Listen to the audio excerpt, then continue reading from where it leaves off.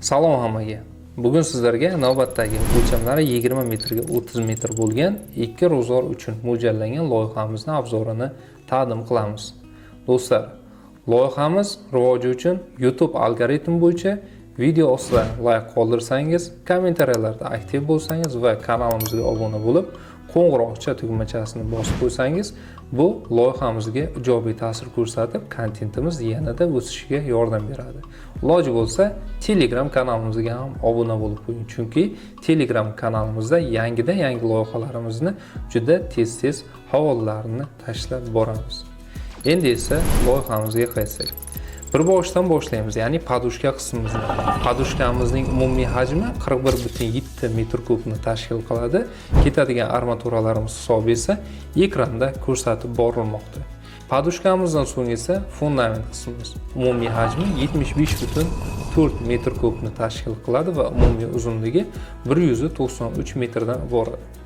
Fundamentimizdan so'ng esa albatta kolonnalarimiz bo'lib, kolonnalarimizning umumiy hajmi 8,35 metr kubni tashkil qiladi. Endi esa navbat uyimizning g'ishtiga. Birinchi qavatimizni ko'tarish uchun bizga 63,550 dona pishgan paltarashka g'isht kerak bo'ladi. Xuddi mana shu joyda loyihamizning planirovkasini ozgina tushuntirib o'tmoqchimiz. Loyihamiz umumiy 3 ta qismdan tashkil topadi.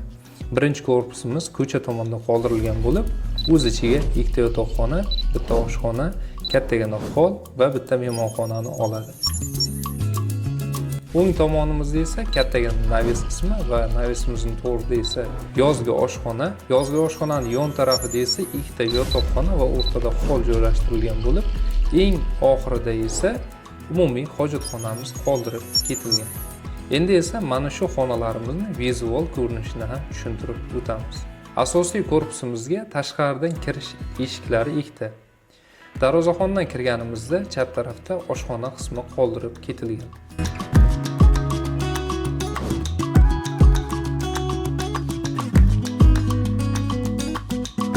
Oshxonamizdan chiqadigan bo'lsak, o'rtada kattagina hol mavjud bo'lib, bu holda oilaviy mazza qilib hordiq chiqarish imkoniga ham ega bo'lasiz.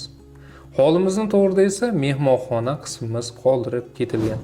Mehmonxonamiz anchagina keng va bu mehmonxonamizning derazalari uyimizning ko'cha tarafiga qaratib ketilgan. Mehmonxonadan qaytib chiqqanimizdan so'ng esa mehmonxonaning orqa tarafidagi xonaga yo'nalamiz. Bu xona esa ota-onalar uchun mo'ljallangan yotoqxona bo'lib, bu xonamizning qolganlaridan farqli jihati o'zining ichida alohida sanuzel qismlari ham mavjud. Va mana shu xonamizdan chiqqanimizdan so'ng esa bu xonamizning to'g'risida guvohi bo'layotganingizdek bolalar uchun mo'ljallangan yotoqxona qismimiz bor.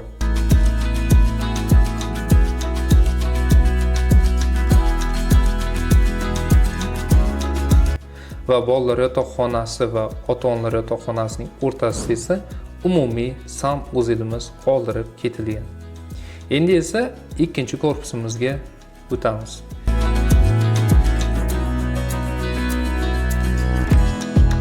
Ikkinchi korpusimizning asosiy eshigidan kirganimizda kattagina hol mavjud. Chap tarafda esa bolalar yotoqxonasi qoldirib ketilgan.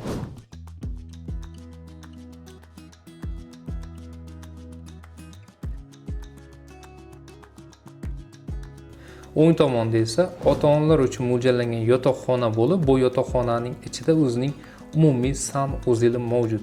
Bu sanuzelning orqa tarafida esa tashqi hojatxona tashlab ketilgan.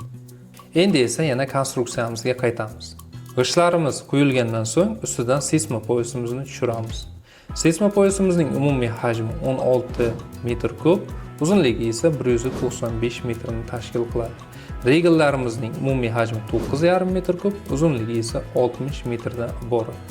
Undan so'ng esa albatta bizni to'sinlarimiz tushyapti. To'sinlarimizning soni esa ekranda ko'rsatib ketilmoqda. Va to'sinlarimiz ustidan bosiladigan lombozimizning umumiy maydoni 480 metr kvadratdan iborat. Albatta zardevor qismi ham mavjud. Uyni yon tarafida balandroq qilib zardevorimiz ko'tarilgan, chunki yon tomondagi qo'shnilarga bizning suvimiz tushmasligi uchun va mana shu zardivorlarimizga umumiy 33.800 dona paltarashga g'isht sarflanadi. Tomimizning umumiy maydoni esa 648 metr kvadrat bo'lib, mana shu aytayotgan tomimizga 1190 metr stropila va 1600 metr abrishotka materiallari sarflanadi. Xuddi mana shunday do'stlar. Endi esa yakuniy xulosani aytamiz. Biz sizlarga iloji boricha uyimizga ketadigan materiallarni aytib o'tdik. Mana shu joyida esa sizlarga savol qilib qoldiramiz. Ya'ni sizningcha mana shu loyihamizni shu holatiga kelguncha qancha sarflanadi va uyimiz to'liq bitguncha qancha sarflanadi? Fikrlaringizni albatta kommentariyada kutib qolamiz. Bu biz uchun juda qiziq. Endi esa sizning e'tiboringizga mana shu loyihamizning to'liq vizual holatda, bitgan holatda ko'rinishini taqdim qilamiz. Bizdan uzoqlashmang. Videomiz yoqqan bo'lsa, like'larni ayam.